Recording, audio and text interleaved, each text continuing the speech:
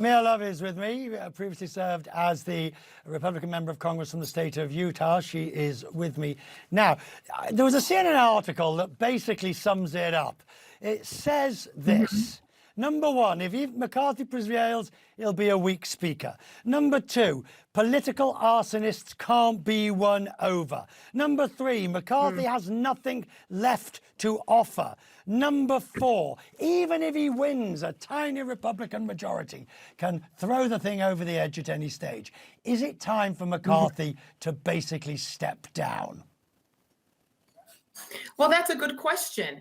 But you have to have the what's next answer. If he is to step down, who will step up? Who is more prepared than McCarthy to step up and take on this leadership? When I was there, I mean, Paul Ryan was a reluctant leader. We pretty much begged him to step up because we knew he had the votes and he had the confidence of the conference. But who has that right now? And you're right, McCarthy's in trouble. Either way, if he can't get the votes, he's not speaker. If he gets the votes, now you've got people who have concessions that they're holding over his head, and it makes you ineffective as a leader when you do that. But Mia, the process can't move to that next point that you say of who could be the reluctant candidate. It can't move to that point until McCarthy signals he's not prepared to stand again. At that point, people come out the woodwork. I think people would come out, and they would have to. And he has done it before. I was actually in a conference when we were prepared for him to stand up and say, you know, I'm going to run for speaker. He had his wife there, and he stood up and he said, it's not time. I'm not going to be speaker. I'm stepping down. All right. So the president says it's embarrassing. The Democrats are enjoying the true definition of Schadenfreude and are not prepared to help.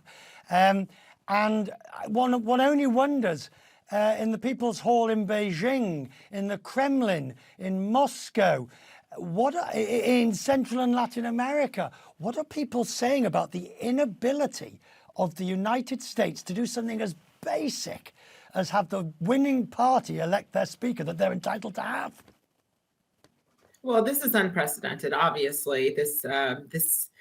But they can say whatever they want to. At the end of the day, my bet is with America. We always rise to the occasion. We always get the job done.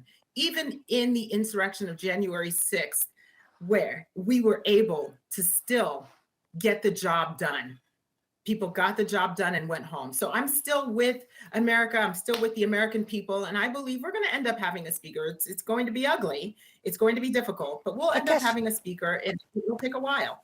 All right. Let's play this a little further, if we may, ma'am. Get the job done, yes, but at what cost? Whilst the rest of the world moves on, America is either in gridlock for many years. It is either we've got the dysfunction of what we're looking at the moment. I don't doubt it's the largest economy and has the most power and therefore it wields the largest influence. But can you agree that this is not a good look? Oh, I can absolutely agree. This is not a good look. We have processes, and those processes are in place.